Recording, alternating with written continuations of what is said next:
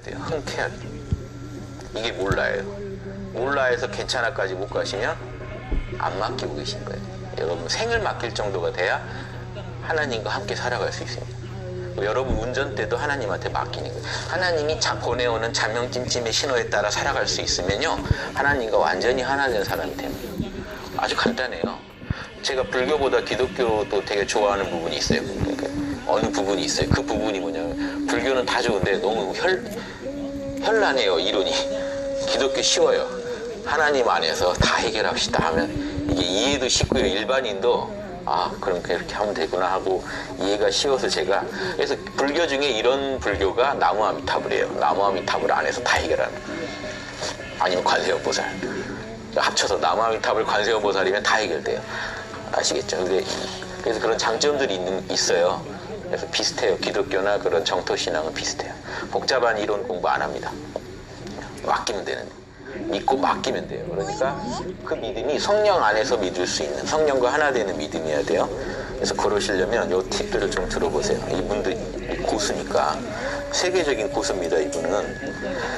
그래서 이분이 주장하는 게요, 참되고 완전한 순종, 하나님 뜻에 모든 걸 맡기는, 그런 경지로 나아가는 건데요. 그러려면요, 의지를 포기하래요. 그러니까 자기를 부인하라는 거죠. 에고를 내려놓아야 되는데, 그 까닭에 텅 빈 마음에 대해서 강조한다. 에크하르트가 텅 빈 마음, 공적용지 아닙니까? 텅 빈 마음.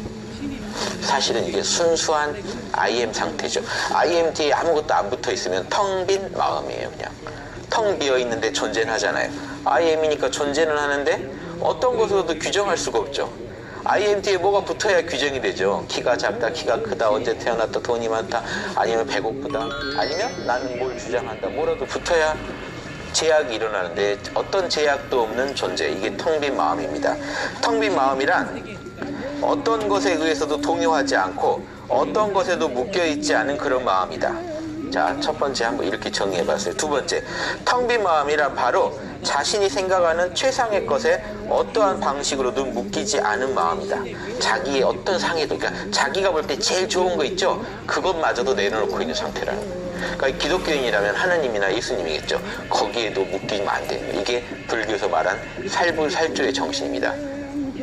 부처가 되고 싶어요. 그래? 살불살조로 해. 부처가 나오면 부처를 죽이고, 조사를 만나면 조사를 죽여. 흉측한 얘기죠. 기독교에서 어떻게 하면 성령과 하나가 될까요? 예수님을 죽여. 사실은 이 얘기예요. 너가 생각하는 최상의 것에도 묶여있지 않아야 돼. 왜냐? 여러분 다 내려놓다가도 예수님 하면은 아주 잘생긴 백인 남자가 등장합니다. 수염을 기르신. 보기만 해도 너무 막 가슴이 심쿵한다. 하느님 그런 막 의젓하게 앉아 계신 옥자에 상상만 해도 좋은데 이걸 어떻게 내려놔요? 그걸 내려놔야 돼요. 그래야 진짜 하나님 IM 상태로 들어갈 수가 있어요. 그건 상이란 말이에요. 똑같은 무지의 구름에도 이 얘기 나옵니다. 그대가 지금까지 겪은 최고의 황홀했던 신비 체험마저도 무지의 구름에 던져버리지 못하면 하나님을 만날 수 없다. 같은 얘기예요. 그대가 생각하는 최상의 것도 내려놔라. 텅 빈 마음이란 결코 에고를 바라보지 않는 마음이다. 일체를, 자기를 부인한 마음이다. 텅 빈 마음은 신의 가장 사랑스러운 뜻에 온전히 침잠하는 거다. 모든 걸 내려놓고 들어가는 거다. 신한테 온전히 맡긴. 자, 보세요. 텅 빈 마음 하나를 얘기하는데 불교처럼 얘기합니다.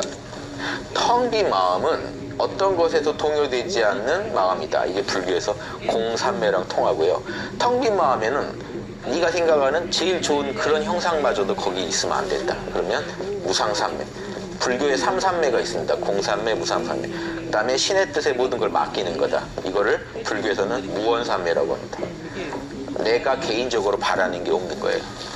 더 바랄 게 없는 꽉 찬 마음이에요. 원하는 게 없는 삼매. 저게 삼해탈이라고 합니다. 삼삼매, 삼해탈. 공, 텅 비어 있고 텅 빈 마음. 거기에 무상, 어떤 형상도 없고 거기에는 어떤 바라는 것도 없다. 지금 똑같이 얘기하고 있잖아요. 신기할 정도로. 텅 빈 마음은 어떤 동요도 없고 어떤 상도 없고 신의 뜻에 모든 걸 맡기고 있는 상태다. 그럼 여러분 무조건 그러면 공과 신이 다를까요? 하나로 통하게 됩니다. 더 나가지는 않겠습니다. 여기서 이렇게 해서 신과 우리가 하나가 되어 머무는 거, 신 안에 머무는 거, 이게 중요하다. 그리고 그러려면 그냥 놓아두고 있음에 도움이 제일 크다. 그냥 놓아두고 있어라. 맡기고 있어라. 이게 몰라. 괜찮습니다. 그쵸? 괜찮아. 그냥 다 맡겨버려. 지금 어떤 거 하나도 더 바라지 않는 거예요. 괜찮아. 감사해도 똑같습니다. 감사해. 괜찮아. 고마워. 이게 다 더 바라지 않겠다는 거예요. 무언. 나 무상은 몰라예요. 몰라? 괜찮아. 괜찮아. 나 바라는 거 없어. 무상. 나 몰라. 어떤 것도 모르겠어.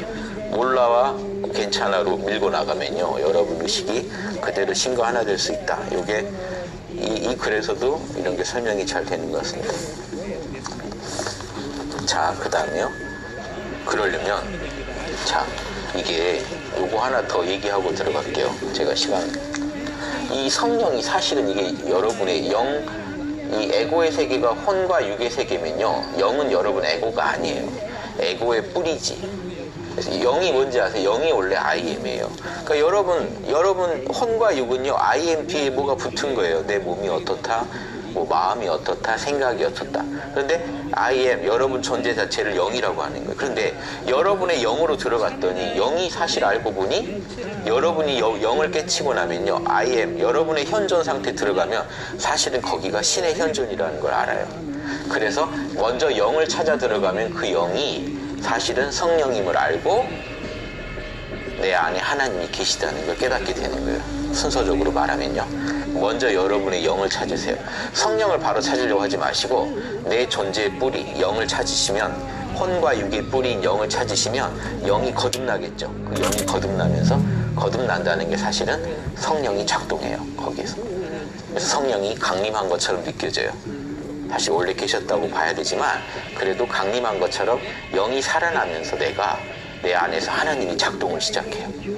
그 상황을 얘기한 겁니다. 그래서 여러분의 영을 먼저 찾아가세요. 그래서 여기서 뭐라고 하냐면요, 당신 자신에 주목하라 이 얘기를 합니다. 에카르트가.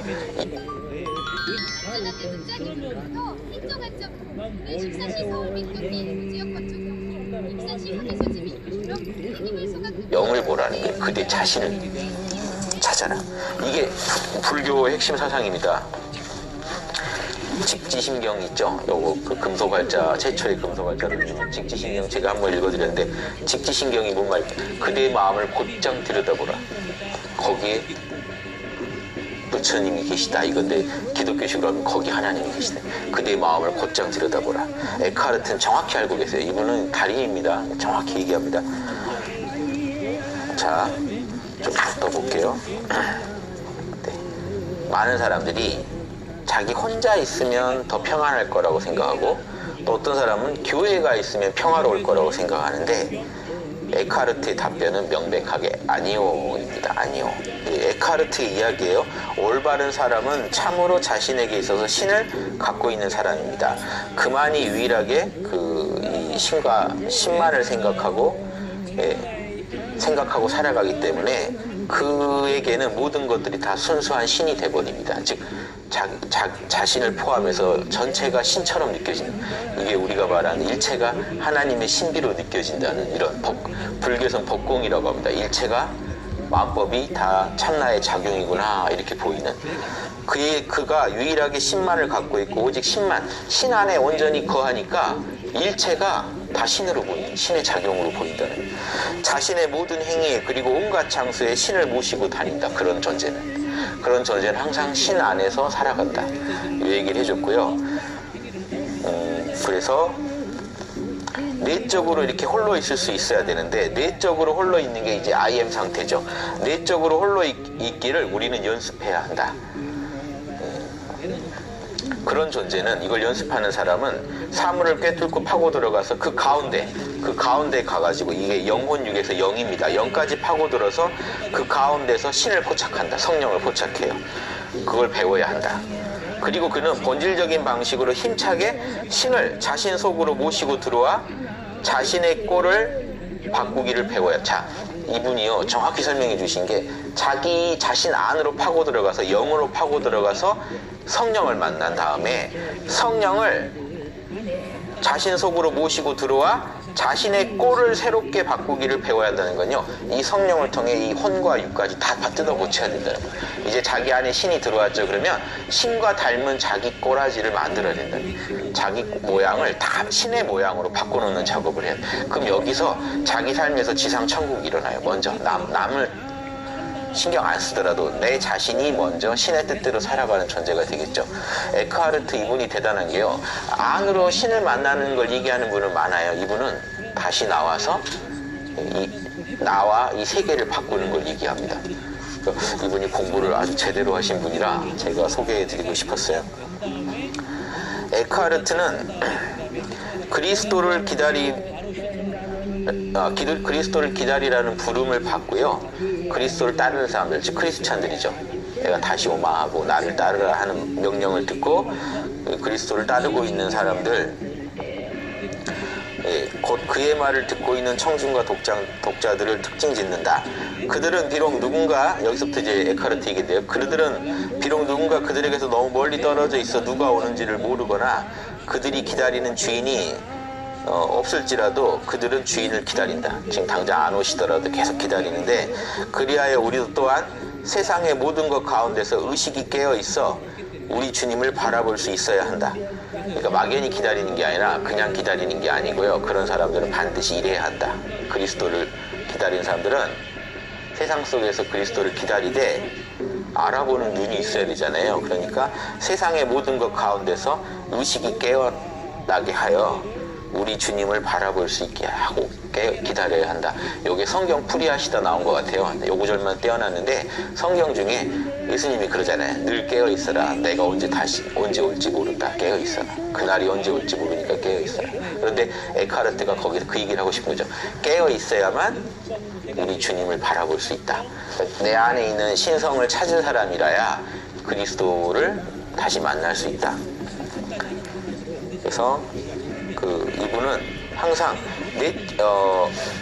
이 안으로 들어가는 명상과 실천을 통해 밖으로 구현하는 것을 둘 다 중시했습니다. 이게 그리스도의 과업이라고 봤어요. 그리스도의 과업을 우리가 실현하려면 행위와 밖으로 혼과 육의 세계를 다스리는 행위와 안으로의 명상, 즉 내적으로 향하는 것과 외적으로 향하는 것이 항상 이렇게 하나로 돌아가야 한다고 보았다.